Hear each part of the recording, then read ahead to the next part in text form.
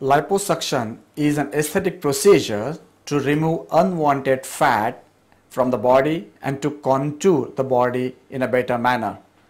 It is not a weight reduction procedure. It is a procedure to change the contours of the body and to achieve a better balance between the upper body, mid body, lower body, to get rid of the excess bulges from specific areas from the body regions. Liposuction is one of the commonest procedures, aesthetic surgical procedures in India and the world over.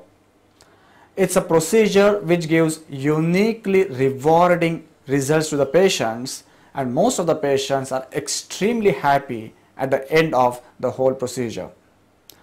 It is important for the patient to understand this procedure in detail, various types of liposuctions which are possible, the advantages and limitations of each of them, the benefits of liposuction vis-a-vis other procedures like diet, exercise, bariatric surgery, etc. to understand the recovery phase after the procedure before making up their mind about the surgery. Liposuction is not an alternative to healthy lifestyle, but it is an adjunct to the healthy lifestyle. When the patient walks into the cabin for liposuction consultation, it is important for the consultant to find out the cause of the obesity, if any. Most of the patients face the problem of bad lifestyle which leads to obesity. However, a small proportion of patients may be leading a really good lifestyle, but despite that could have a very low metabolic rate of the body, problems like hypothyroidism or some other endocrine problems related to pituitary or adrenal axis, which can lead to obesity in these patients. If there are any evidences or signs of such problems, we need to investigate them first and bring them under control before considering the surgery. However, if the patients have no other problems, we can undertake the surgery under anesthesia. All these patients of obesity are prone to hypertension, diabetes, cardiac problems, etc. and we need a thorough workup for these patients. Routine hematological and blood tests, urine examination, chest x-ray, cardiogram are usually carried out in most of the patients to make sure that none of the comorbidities or medical problems exist. That does not mean the patients with these problems cannot undergo the surgery. It's just that we need to control them before the surgery and we need to be extra vigilant and careful during and after the operation. It is important for the patients to consider and understand the alternatives to liposuction before taking a call on the surgery. Diet and exercise is an integral part of the management. However, it's very difficult to achieve the desired results with diet exercise alone and to maintain the results thereafter. Things like bariatric surgery, which involve stapling of the stomach, gastric balloon or intestinal bypass, are extremely hazardous to begin with, are very expensive, and the long-term implications are very dangerous in that 80% of the patients may require repeat hospitalization within 4 years, and that's the reason it's reserved for morbid obesity. Liposuction and tummy tuck procedures are becoming increasingly popular because of their inherent low risk and their ease with which the patients can undertake the whole treatment.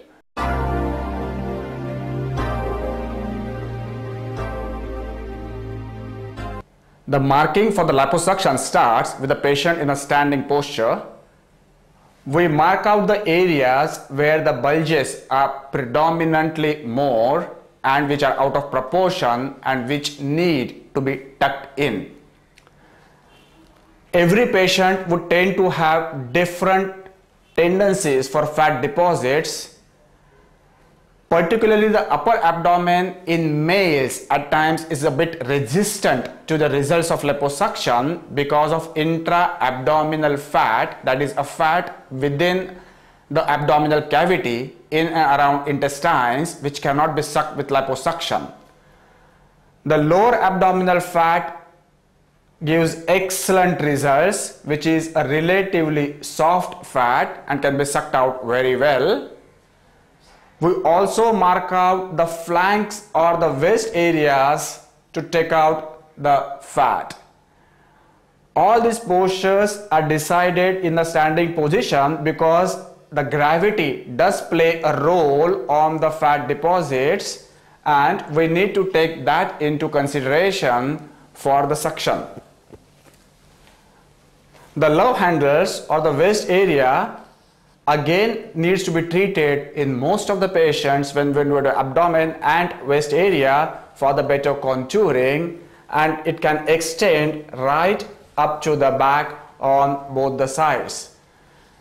In ladies, at times we need to remove the fat from this area as well if required, because it looks slightly unsightly after the dressing. If necessary, the lower body in the form of hips or thighs also can be treated at the same time. There are different types of liposuctions. The earliest technique was manual liposuction. However, I don't think anybody is really using this technique anywhere in the world anymore. Next came ultrasonic liposuction. In ultrasonic liposuction, ultrasonic energy is used to rupture the fat cells and then suck out the fat.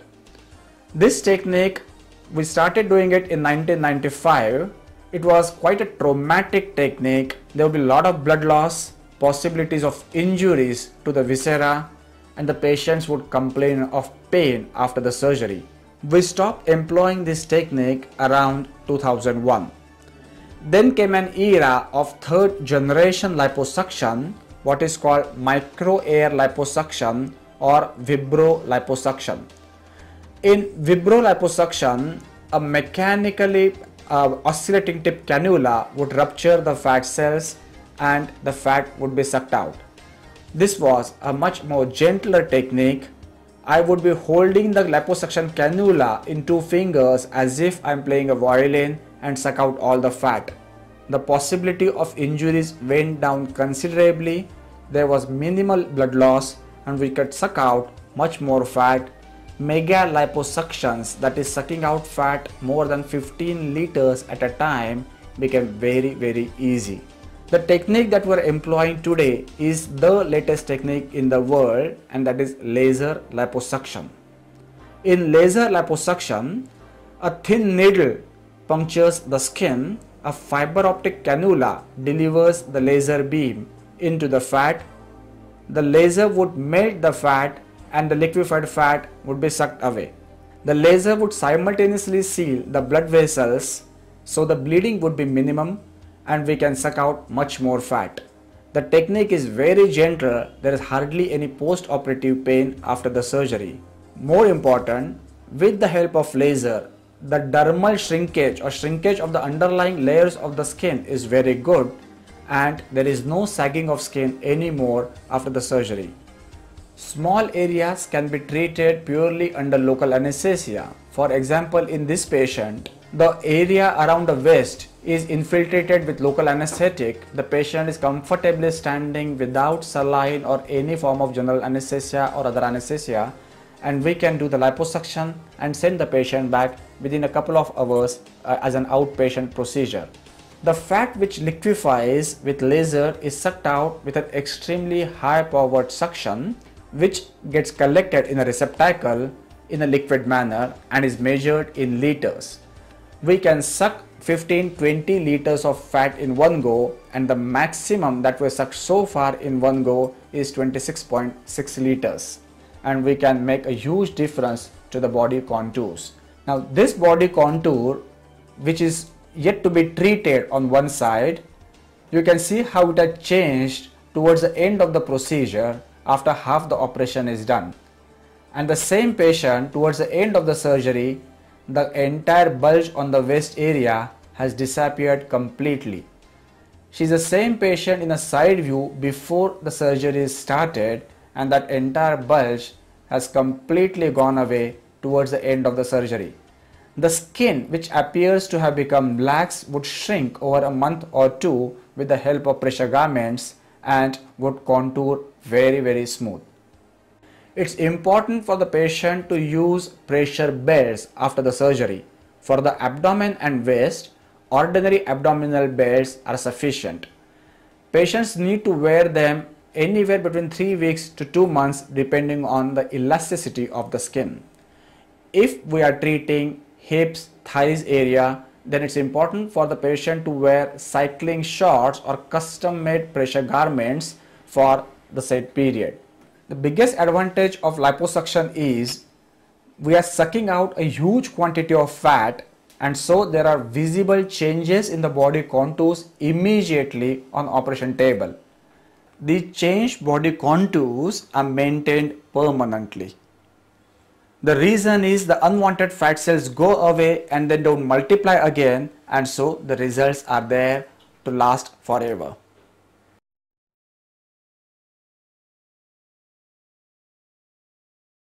Most of the patients report for surgery at 8 o'clock in the morning. The surgery takes 1.5 to 2 hours and they can go back home by evening or night.